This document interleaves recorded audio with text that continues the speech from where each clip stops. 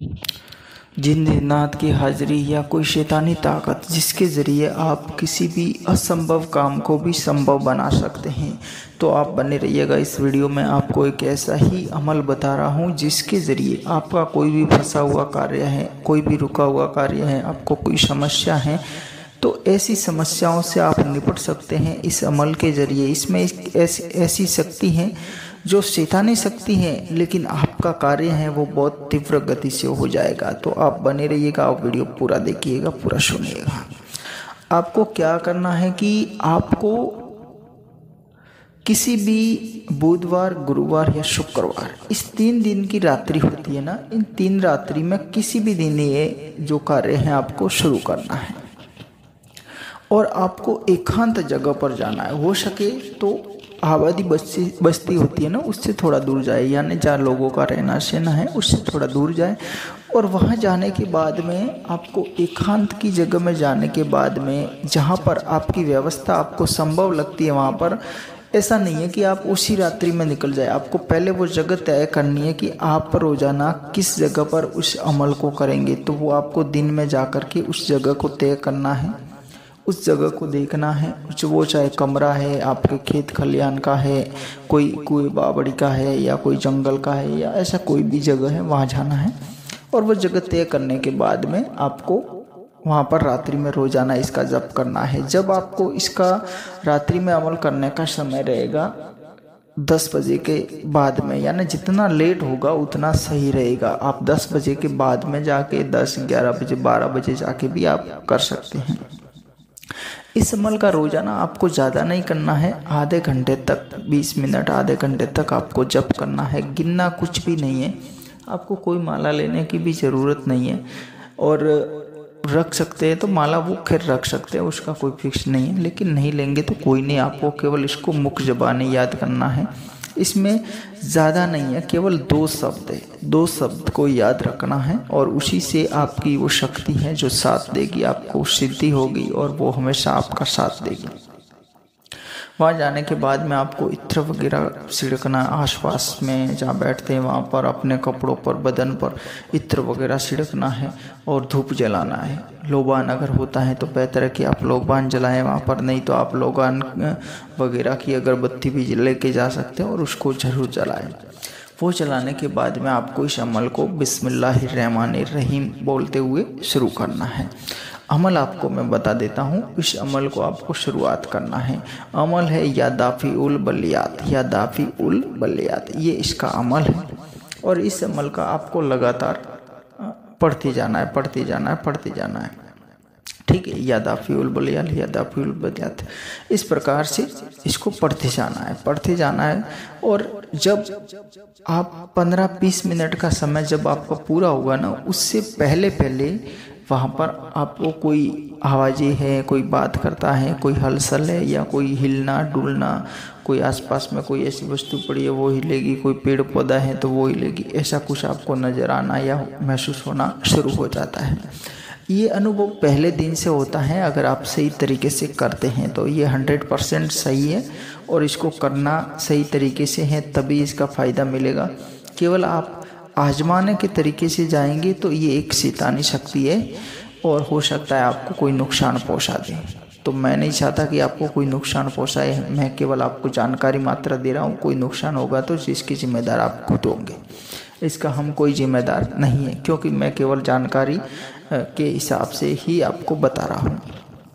आप अपनी सुरक्षा से करें, ये बहुत ही विशेष खतरनाक शक्ति है और आपको कोई भी नुकसान पहुंचा सकती है। आपके साथ में कोई घटना घटित हो सकती है, आपके परिवार के साथ में कोई हो सकता है जिसकी कोई गारंटी नहीं है, ठीक है। तो आप अपनी सुरक्षा के अनुसार करें। मेरा केवल आपको अमल बताने का तरीका है वो मैं बता रहा हूँ और अमल बता रहा हूँ।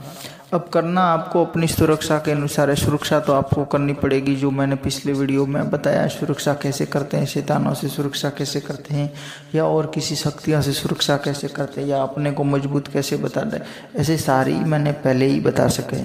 तो आप उन वीडियोज़ को देखें और उसके बाद में ऐसी शक्तियों की साधना करें। ये शक्तियाँ बहुत खतरनाक होती हैं, किसी के ऊपर एक बार सड़ जाती है तो फिर निकालना बहुत मुश्किल हो जाता है, इसलिए आप सोच समझ कर करें। यह आपको 7 से 21 दिन के अंदर प्रत्यक्षीकरण भी हो सकता है, या आपका जो कार्य है वो कार्य भी हो सकता है। आपको कुछ अलग तरीके से परेशान भी कर सकती है। शक्ति है, शैतानी शक्ति है, किसी के बस में आना नहीं चाहेगी। और हो सकता है कि आपका मन अगर सही है, सच्चे मन से आप इसको चाह रहे हैं, इनका चिंतन कर रहे हैं, तो वो जल्दी भी आपको सिद्ध हो जाएगी, आपको कोई नुकसान भी नहीं पहुंचाएगी, ठीक है, और आपके कार्य भी हो जाएंगे। तो ये इस प्रकार से इसका फॉर्मूला है। और जब आपको इसकी सिद्धि हो या प्रत्यक्षीकरण हो या आपको कुछ ऐसा हो जाए या आपका कार्य बन जाए, तो फिर आपको इस बात का भी ध्यान रखना है कि जहाँ पर आप जप करते हैं वहाँ पर आपको कुछ भी भोग देना है। अब भोग में देखिए, इसमें ये गोश्त भी भोग, अगर गोश्त का भी देंगे तो भी ये लेंगे। इसके अलावा आप 2-4 प्रकार के मिष्ठान का भोग देंगे तो भी ये मान लेंगे। लेकिन आप हो सके, अगर आपका कोई ऐसा काम है तो आप गोश्त का भी साथ में, मिष्ठान और गोश्त दोनों वहाँ पर दिए बेहतर रहेगा। आपका अगर काम कोई हो जाए तो, और या आपको कोई महसूस हो जाए या आपको कोई प्रत्यक्षीकरण, कुछ वार्तालाप हो जाए, तो ऐसा करने से वो शक्ति है आपके प्रति आकर्षित हो जाएगी जल्दी, क्योंकि उसको एक लग जाएगा कि ये मुझे चाहने वाला है, ये मुझे कुछ दे रहा भी है, तो इसका काम मुझे करना है। कोई भी शक्ति है ना, ये इस्लामिक तंत्र की शक्ति है।